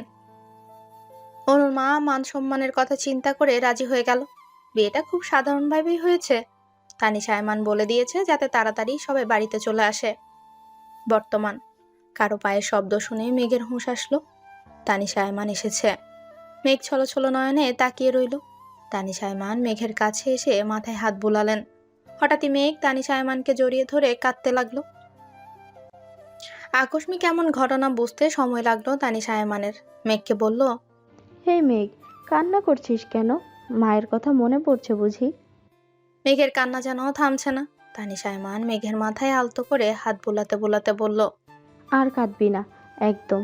কাঁদতে কাঁদতে চোখের কি অবস্থা করেছিস বলতো? আমি জানি বিয়েটা মেনে নিতে তোর কষ্ট হচ্ছে, তবে আমি যে নিরুপায়। আজ যদি বিয়েটা না হতো তাহলে আত্মীয় স্বজনদের কাছে আমাদের মান সম্মান নষ্ট হতো। আমার ছেলেটা একটু বদমেজাজি, তবে খারাপ নয়। একটু মানিয়ে নিস, দেখবি ভালোবাসবে তোকে, রাজরানী হয়ে থাকবি। আমি এখন যাই, আদ্রকে পাঠিয়ে দিচ্ছি। আদিয়া তাইমান সাথে প্রায় 1 ঘন্টা যাবৎ কিছু নিয়ে কথা বলছে আদ্র। তানিশা আয়মান দরজার বাইরে এসে দেখলো এখনো দরজা লাগানো। আদ্রকে কয়েকবার ডাকলো, কিন্তু ভেতর থেকে কোনো সাড়া শব্দ পাওয়া যাচ্ছে না। তানিশা আয়মান দরজার বাইরেই দাঁড়িয়ে রইল। হঠাৎই দরজা খোলার শব্দে দরজার দিকে তাকাতেই আদ্রকে দেখতে পেলেন। আদ্র রাগে গজগজ করছে। তানিশা আয়মান আদ্রকে কিছু বলতে যাবে, তার আগেই হাতে থাকা মুঠোফোনটা বেজে উঠল। মেঘের মা ফোন করেছে, হয়তো মেয়ের জন্য চিন্তা হচ্ছে।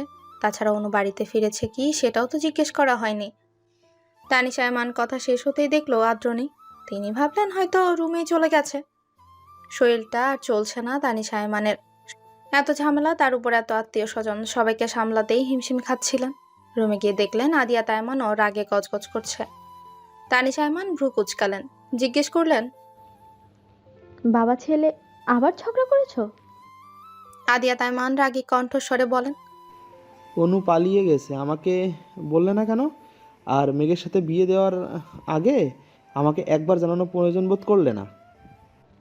তানিশা আয়মান রাগী কণ্ঠে বলে, মেঘের সাথে বিয়ে হতে তুমি দিতে? তুমি কখনো মেঘকে পছন্দ করেছো? যখন আদ্রর জন্য মেঘের কথা বললাম, কি বলেছিলে মনে নেই? আদিয়া তাইমান হনহন করে রুম থেকে বের হয়ে গেলেন। তানিশা আয়মান তপ্ত শ্বাস ফেলল। গাড়ির সাথে হেলান দিয়ে দাঁড়িয়ে আছে আদ্র, দৃষ্টি তার আকাশের পানে। নিজেকে বড্ড অসহায় লাগছে তার কাছে। সবকিছুই এলোমেলো লাগছে। সবকিছু ঠিক করতে গিয়ে সবকিছুই এলোমেলো করে ফেলেছে। নিজে ভালো থাকা চাইতে গিয়ে মেঘকে কষ্ট দিচ্ছে। আদ্রর ভেতরটা ভেঙে চুরমার হয়ে যাচ্ছে। নিঃশ্বাস নিতে তার কষ্ট হচ্ছে। প্রিয়তমাকে কাছে পেয়েও নিজের করে নিতে পারছে না। নিজ হাতেই কষ্ট দিতে হচ্ছে তাকে। হঠাৎই হাতে থাকা মুঠোফোনটা বেজে উঠল। ফোনটা রিসিভ করতে লোকটার কথা শুনে আদ্রর মাথা কাজ করছে না। কি করবে এখন? চারদিকে আলোর শিহরণ। আলোয় আলোয় দিক দিগন্ত হেসে ওঠে। আলোয় ভরা চাঁদের জ্যোৎস্নার প্লাবনে ডুবে যায়। চাঁদনি রাতের মোহনীয় রূপ, সৌন্দর্য প্রতিটি মানুষের মনেই রং ধরায়। মেঘের এই চাঁদনি রাত উপভোগ করতে ভীষণ ভালো লাগছে। তবে কেমন যেন একটা সুখের মতো ব্যথা বুকের তলায় জমা হয়, অথচ সেই ভাব প্রকাশের ভাষা নেই। জ্যোৎস্নায় মায়াবীর রূপ মানুষের মন যৌবনের আবির ছড়িয়ে দেয়, রাঙিয়ে তুলে মানুষকে। মেঘেরও ইচ্ছে হচ্ছে জ্যোৎস্নার এই রাত তার প্রিয় মানুষটির উপভোগ করতে, কিন্তু আদ্র আসার কোনো নামগন্ধ নেই। মেঘ ক্লান্ত থাকায় অপেক্ষা করতে করতে ঘুমিয়ে পড়েছে। সকালবেলা চিৎকার চেঁচামেচিতে ঘুম ভাঙলো মেঘের। রাতের ঘটনা ভাবতে লাগলো। আদ্রের জন্য অপেক্ষা করতে করতে কখন যে চোখ লেগে এসেছে বুঝতে পারেনি। আদ্র কি রাতে রুমে আসেনি? যদি আসতো তাহলে নিশ্চয়ই মেঘকে জাগিয়ে তুলতো। হঠাৎই মনটা খারাপ হয়ে গেল। তবে কি আদ্র বিয়েটা মেনে নেয়নি? তানিশা আয়মানের চিৎকারে হুঁশ ফিরল মেঘের। মেঘ ফ্রেশ হয়ে হালকা গোলাপি রঙের শাড়িটা পরে নিল।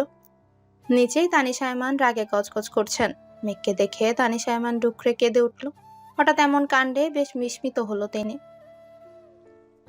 খুবই কাঁদছো কেন? কি হয়েছে আমায় বলো। তানিশা আয়মান কাঁদতে কাঁদতে বললেন, আমার ছেলেটা রাগী বদমেজাজি, কিন্তু এরকম করবে আমি বুঝিনি। আমি তোর জীবনটা নিজ হাতে শেষ করে দিলাম। আমায় মাফ করে দিস মেঘ। আমি পারলাম না তোর জীবনটাকে সুন্দর করে সাজিয়ে দিতে। আদ্র এমন একটা কাজ করবে আমি ভাবতেও পারিনি। কি করেছেন উনি? তানিশা আয়মান মেঘের হাতে একটা চিঠি ধরিয়ে দিলেন, যেখানে লেখা আছে, প্রিয় মা, আমি জানি আমার সিদ্ধান্তে তুমি কষ্ট পাবে। কথাগুলো ফোনে বলতে পারতাম, কিন্তু তোমার সাথে কথা বলতে কষ্ট হতো, তাই চিঠি লিখলাম। তবে আমার কিছু করার ছিল না। আমি মেঘকে নিজের জীবনসঙ্গী হিসেবে মেনে নিতে পারবো না। আমি লন্ডন ফিরে যাচ্ছি। আমার সাথে যোগাযোগের চেষ্টা করো না। আর মেঘকে বলো, পারলে যেন আমায় ক্ষমা করে দেয়। ও চাইলে বাড়িতে ফিরে যেতে পারে। আর কার জন্যই বা এখানে থাকবে? আমি তো আর বাংলাদেশে ফিরবো না। মেঘকে বিয়ে করাটা আমার ভুল সিদ্ধান্ত ছিল। পারলে আমায় ক্ষমা করো। এতে আদ্র। মেঘের মাথায় যেন আকাশ ভেঙে পড়েছে। ওর মস্তিষ্ক যেন শূন্য, মন মস্তিষ্কে দ্বিধায় ভুগছে। এটা কিভাবে করতে পারলো আদ্র? হঠাৎই অজ্ঞান হয়ে গেল মেঘ। তানিশা আয়মান বাড়ির লোকদের নিয়ে আদ্রের রুমে এনে শুয়ে দিল। মাথায় হাত বুলাতে লাগলো, চিন্তা করতে লাগলো সকালের ঘটনা। ঘুম থেকে উঠে নিচে নামতেই দারোয়ান এসে তানিশা আয়মানের হাতে চিঠি দিয়ে বলে, আদ্র দিয়েছে। চিঠি খুলতে মাথায় যেন আকাশ ভেঙে পড়লো। তানিশা আয়মানের আদ্র, এসব কি লিখেছে? এখন এসবের মানে কি? আদ্রকে কয়েকবার ফোন দিলেও ফোন বন্ধ বলছে। বর্তমান একটু আগেই মেঘের জ্ঞান ফিরেছে। মেঘ ছলছল নয়নে তাকিয়ে রইল তানিশা আয়মানের দিকে। ফুপি, আমি কি এতটাই খারাপ যে আমাকে ভালোবাসা যায় না? তানিশা আয়মান মেঘেরকে জড়িয়ে ধরে বলল, এসব কি বলছিস মেঘ? তুই খারাপ হতে যাবি কেন? আমি তো মনে করি তাদের ভাগ্য খারাপ যারা তোকে মেনে নিতে পারেনি। মেঘের চোখ দিয়ে অজস্র অশ্রু গড়িয়ে পড়ছে। মেঘের জীবনটা কেমন এলোমেলো হয়ে গেছে, সবকিছুই ছন্নছাড়া। তার জীবন যেন হেলায় ভেসে চলেছে। কেটে গেছে 2 বছর। এই 2 বছরের এমন একটা দিনও নেই যেদিন মেঘ আদ্রকে মনে করেনি।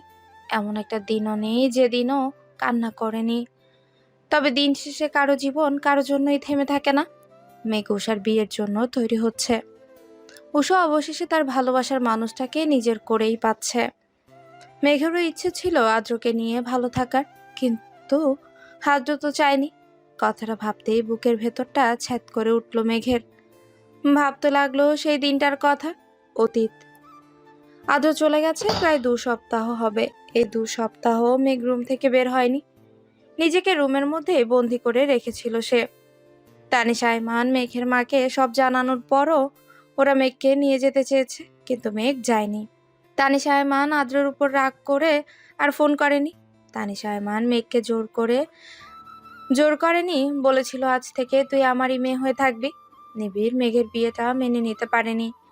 পরে যখন মেঘের এই অবস্থার কথা জানতে পেরেছে, ও মেঘকে এই অবস্থা থেকে বের হয়ে আসতে অনেক সাপোর্ট করেছে। তারপর প্রায় 1 মাস পর অনু বাড়িতে ফিরেছে। সবাই অনুকে অনেক অপমান করে। অনুর মা ওকে মেনে নিতে চায়নি। মেঘের এই অবস্থার জন্য অনুকে দায়ী করেছে। অনু সবকিছু মেনে নিয়েছে। কেন পালিয়ে গেছে এই প্রশ্নের জবাব অনু দেয়নি, সবসময় এড়িয়ে গেছে। কেটে গেছে প্রায় 5 মাস। আদ্র চলে যাওয়ার পর প্রায় 5 মাস মেঘ নিজেকে সবার থেকে আড়াল করে রেখেছে। এই 5 মাস নিবিড় সবসময় মেঘকে সাপোর্ট করেছে। মেঘ অনার্স কমপ্লিট করেছে। আদ্র চলে যাওয়ার পর তানিশা আয়মান মেঘকে কতবার বলেছে তুই আবার নিজের জীবনটা সুন্দর করে গুছিয়ে নে নতুন কারো সাথে, কিন্তু মেঘ চায়নি। বর্তমান মেঘের ভাবনায় ব্যাঘাত ঘটানোয় হাতে থাকা মোবাইল ফোনের আওয়াজে নিবিড় কল করেছে। কখন বের হবে জানতে চাইছে। মেঘ আজকে খুব সুন্দর করেই সেজেছে। নীল রঙের শাড়ি, হাতে নীল চুড়ি, চোখে কাজল আর সিম্পল মেকআপ, দেখতে খুব সুন্দর লাগছে। অনু তড়িঘড়ি করে মেঘের রুমে ঢুকলো।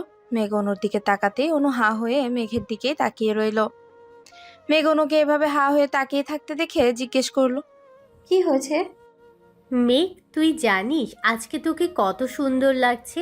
আজ তোকে যে দেখবে সে ফিদা হয়ে যাবে। আজ কতদিন পর তুই এত সুন্দর করে সেজেছিস। খুব সুন্দর লাগছে, পুরো পরীর মতো লাগছে। মেঘ বলল, হয়েছে হয়েছে, তুমি কখন যাবে? অনু বলল, ও জানিস তো মেঘ, জয় এখনো তৈরি হয়নি। আমি কতবার ফোন করে বলেছি তাড়াতাড়ি আসতে, ও এখনো আসছে না। মেঘ বলল। আচ্ছা একটা কথা বলো, তুমি কি সেদিন জয় ভাইয়ের সাথে পালিয়েছিলে? অনু নিরুত্তর। মেঘ এ নিয়ে বহুবার এই প্রশ্নটা করেছে, কিন্তু কোনো উত্তর দেয়নি অনু। মেঘ বলল, আচ্ছা ঠিক আছে, আমি জয় ভাইয়াকে বলে দিব যেন আমার এই সুন্দরী আপুটাকে আর ওয়েট না করায়। মেঘ অনুকে বলল, আমি যাচ্ছি, তুমি জয় ভাইয়ার সাথে তাড়াতাড়ি এসো। নিবিড় আমার জন্য ওয়েট করছে। বাইরে একটা কালো গাড়ির সাথে হেলান দিয়ে দাঁড়িয়ে আছে নিবিড়। নীল পাঞ্জাবির, হাতে ব্র্যান্ডের ঘড়ি, চুলগুলো জেল দিয়ে সেট করা, কালো সানগ্লাস, দেখতে সুদর্শন যুবক। মেঘ বাইরে বের হতে নিবিড়ের চোখ পড়ল মেঘের দিকে। নিবিড় অপলক দৃষ্টিতে তাকিয়ে আছে মেঘের দিকে। মেঘ বলল, কি দেখছো? তোমাকে, বলেই হুঁশ এলো নিবিড়ের। মানে এই যে তোমার ড্রেস আমার সাথে মিলে গেলে, এটাই দেখছি। মেঘ বলল, আচ্ছা চলো তাড়াতাড়ি। হ্যাঁ চলো। চারিদিকে আলো ঝলমল করছে, বিভিন্ন রকমের ফুল দিয়ে সাজানো হয়েছে। বিয়ে বাড়ি বলে কথা। মেঘ আর নিবিড় গাড়ি থেকে দাঁড়ালো। নিবিড় বলল, মেঘ তুমি যাও, আমি উষার গিফটটা নিয়ে আসছি। আচ্ছা মেঘ বাইরে এসে দাঁড়াতে পরিচিত একটা কণ্ঠস্বরে মেঘ বলে ডেকে উঠল। মেঘ পরিচিত কণ্ঠস্বর শুনে স্তব্ধ হয়ে রইল। বুকের ভেতরটা ছ্যাদ করে উঠল। মেঘ পেছন ফিরতেই কাঙ্ক্ষিত মানুষটাকে পেল না। মেঘ নিরাশ হয়ে ভেতরে গেল। হয়তো সবসময় তার কথা ভাবতে থাকে বলেই এমন হয়েছে। মেঘ যতই বলুক ও আদ্রর কথা ভাবে না, কিন্তু ওর মন মস্তিষ্ক জুড়ে শুধুই আদ্র রয়েছে। মেঘ ভেতরে যেতেই উষা জিজ্ঞেস করলো, এই তোর আসার সময় হয়েছে? এই আমি তোর বান্ধবী, তুই আমাকে একদমই ভালোবাসিস না মেঘ। নাহলে তুই এটা আমার সাথে কিছুতেই করতে পারতি না। আমি একমাত্র বান্ধবী হলে তুই কিভাবে পারলি এত লেট করে আসতে? সরি প্লিজ, রাগ করিস না। উষা বলল, ওর কথা বলিস না আর। ও তোর গিফট বাড়িতে রেখেই চলে এসেছে, সেটাই আবার নিয়ে আসতে গিয়েছে। ও তুই কেন দিতে গেলি মেঘ? পরে কি দেওয়া যেত না? ও না বললে শুনতো। আর তোকে যে আজ কি সুন্দর লাগছে রে উষা। তবে অবশ্য বিয়ে বাড়িতে সবার থেকে বউকেই ভালো লাগে, কারণ সবাই বউকেই তো দেখে। উষা আবারও বলল, সেটা না হয় বুঝতে পারলাম, তোর দিক থেকে তো চোখ ফেরানোই মুশকিল হয়ে যাচ্ছে। আমি যদি ছেলে হতাম তাহলে তোকে এক্ষুনি নিয়ে গায়েব হয়ে যেতাম। রেস্টুরেন্টে বসে আছে আদ্র আর নিবিড়। নিবিড় নিজের রাগকে কন্ট্রোল করার চেষ্টা করছে। নিজেকে সংযত করে আদ্রকে প্রশ্ন করলো। আপনি এমন কেন করছেন? আদ্র বলল, কেমন? নিবিড় বলল, বুঝে কেন এরকম করছেন? আপনি মেঘকে ভালোবাসেন? আদ্র বলল। না আদ্র। নিবিড় বলল, তাহলে ছেড়ে দিন। আদ্র বলল, না, ও চাইলে আমি ডিভোর্স পেপারে সাইন করে দিব। নিবিড় তাচ্ছিল্য হাসলো। তাহলে আজকে ওকে ডাকলেন কেন? আদ্র বিস্মিত নয়নে তাকালো নিবিড়ের দিকে, কিছু বলল না। নিবিড় তপ্ত শ্বাস ফেলে বলল, আমি জানি আপনি মেঘকে ভালোবাসেন, তবে কেন এরকম করছেন আমার জানা নেই। আমি কারণটা জানার চেষ্টা করব। আদ্র তপ্ত শ্বাস ফেলে বলল, আসলে বাংলাদেশে একটা কাজের জন্য এসেছিলাম, তো গাড়িতে ছিলাম, হঠাৎ মেঘকে দেখে ফেলেছিলাম। আর তুমি ভুল ভাবছো। মেঘ নিবিড়ের সাথে কথা বলছিল।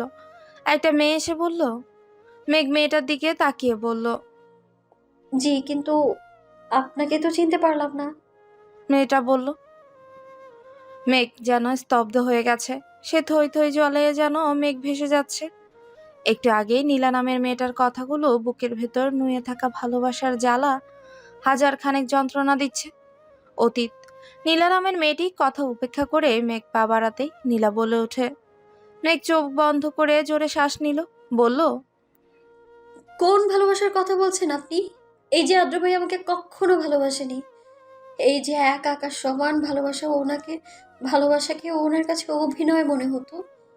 এই যে ওনার জীবনে আমি অভিশাপ। এই যে আমাকে উনি বিয়ে করে জীবনের সবচেয়ে বড় ভুল করেছেন, মেনে নিয়েছি তো আমি। কেন বারবার আপনারা আমাকে আঘাত করেন? আমি ভুলে যেতে চাই ওনাকে। নীলা বলল, কি বলছো? মেঘ বলল, আমি ওনার জীবনে কাটা সরু, যেটাকে তিনি নিজ হাতে সরিয়ে ফেলেছেন। মেঘ বিস্মিত নয়নে নীলার দিকে তাকালো। কথা বলার ভাষা যেন হারিয়ে ফেলছে। একটা ছেলে এসে নীলা নামের মেয়েটাকে বলল। নীলা মেঘের দিকে এক পলক তাকিয়ে চলে গেল।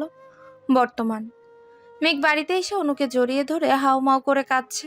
অনু মেঘের এই কান্না করায় একটু অবাক হলো। মেঘ বলল, সবাই আমায় ঠকালো, তুমি কিভাবে পারলে আমায় ঠকাতে আপু? অনু বিস্মিত নয়নে তাকালো মেঘের দিকে। কি বলছিস মেঘ?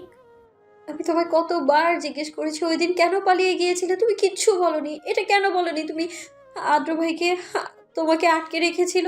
কেন বলনি উনি আমায় ভালোবাসেন? সবাই কেন আমায় ঠকালে, কেন? অনু আমতা আমতা করে বলল। আমি মানে আমি আমি জানতাম না মেঘ। মেঘ তাচ্ছিল্য হাসলো। আজ যদি তুমি আমার সবকিছু না বলো তাহলে আমি নিজেকে শেষ করে দিব। মেঘ ছুরি নিয়ে হাত কাটতে নিতেই অনু এসে মেঘের গালে থাপ্পড় বসিয়ে দিল। অনু বলল, আমি সত্যি জানতাম না আদ্র ভাই তোকে ভালোবাসে। আমি পরে জানতে পেরেছি। জয় আদ্র ভাইয়ার চাচাতো ভাই, সবচেয়ে ভালো বন্ধু, যাকে চোখ বন্ধ করে বিশ্বাস করে আদ্র ভাইয়া। তাই জয়কে দিয়েই আমাকে কিডন্যাপ করেছিল। যখন আমাকে জয়ের বাড়িতে নিয়ে গেল, যাওয়ার আগে আদ্র ভাইয়ার সাথে জয়কে কথা বলতে দেখে ফেলেছিলাম আমি। পরে সব জানতে পেরেছি। তোকে বলিনি, কারণ তুই সব জানতে পারলে সহ্য করতে পারতি না, তাই বলিনি। মেঘ অনুকে নিজের দিকে ঘুরিয়ে বলল, কি এমন কথা যে আমি সহ্য করতে পারবো না? বলো না আমায় আপু, প্লিজ। হাজার চুপ থেকো না প্লিজ। নিজের জীবনে সবচেয়ে কঠিন সত্যের মুখোমুখি হতে হবে তোকে।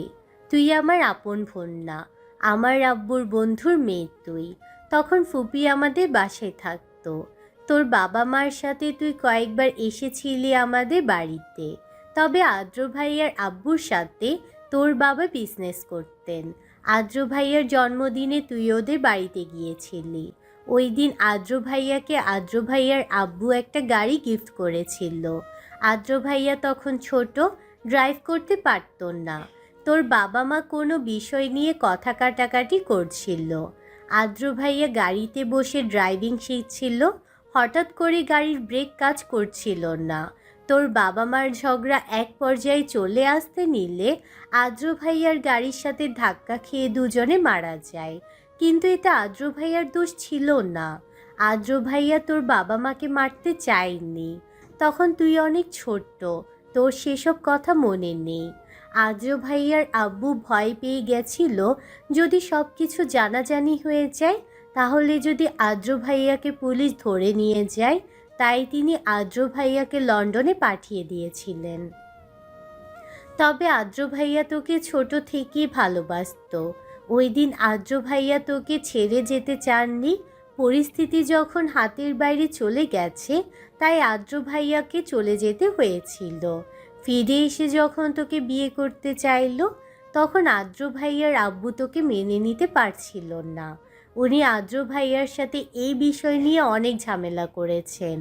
আদ্র ভাইয়া যখন সব কিছু ছেড়ে তোকে নিয়ে লন্ডনে চলে যাবে বলল, তখন আদ্র ভাইয়ার আব্বু আদ্র ভাইয়াকে ভয় দেখালেন এটা বলে, যদি তুই জানতে পারিস আদ্র ভাইয়ার জন্য তোর বাবা মা মারা গেছে, তাহলে তুই আদ্র ভাইয়াকে ছেড়ে চলে যাবি। পৃথিবীর সবার চেয়ে বেশি ঘৃণা করবি, হয়তো নিজেকে শেষ করে ফেলবি। তাই সেদিন আদ্র ভাইয়া তোকে ছেড়ে চলে যেতে বাধ্য হয়েছিল। আদ্র ভাইয়া তোকে সত্যি খুব ভালোবাসে। আজ ওনার ফ্লাইট, হয়তো আজ চলে গেলে আর ফিরবে না। দুপা পিছিয়ে যায় মেঘ। নিজেকে শূন্য মনে হচ্ছে ওর। এত যন্ত্রণা আগে কখনো হয়নি। মেঘের পৃথিবী যেন থমকে গেছে। অনুর দিকে ছলছল নয়নে তাকিয়ে রইল। ছুটে এসে অনুকে জড়িয়ে ধরল। নিবিড় বাইরে দাঁড়িয়ে সবকিছুই শুনেছে। নিবিড় মেঘের হাত ধরে টেনে নিয়ে যায়। তাকায় মেঘ, প্রচন্ড ব্যস্ত দেখাচ্ছে ওকে। কানে ফোন। নিবিড় বলল, আদ্রর ফোন অফ, এখনো সময় আছে, সন্ধ্যায় ফ্লাইট। মেঘ কথা বলে না। নিবিড় ড্রাইভ করতে থাকে। মেঘকে নিয়ে চলে এয়ারপোর্টে। মাথা নিচু করেই বসে আছে আদ্র। কারো পায়ে শব্দ শুনে তাকাতেই মেঘকে দেখতে পায়। মেঘকে দেখে যেন হতবুদ্ধি হারিয়ে ফেলে ছেলেটা। বলে, মেঘ আপনি এখানে? আমাকে এত ভালোবাসেন আপনি? কথাটা বলে আদ্র বুকে ঝাঁপিয়ে পড়ে মেঘ। আদ্র নিবিড়ের দিকে তাকাতেই নিবিড় বুঝিয়ে দিল মেঘ সব কিছু জানে। আদ্র শক্ত করেই জড়িয়ে ধরে মেঘকে, চিৎকার করে বলে, ভালোবাসি, খুব ভালোবাসি, আপনার থেকেও বেশি ভালোবাসি। মেঘ বলল, আর ছেড়ে যাবেন না তো? আদ্র বলল, আমার বেঁচে থাকার জন্য তোমাকে প্রয়োজন।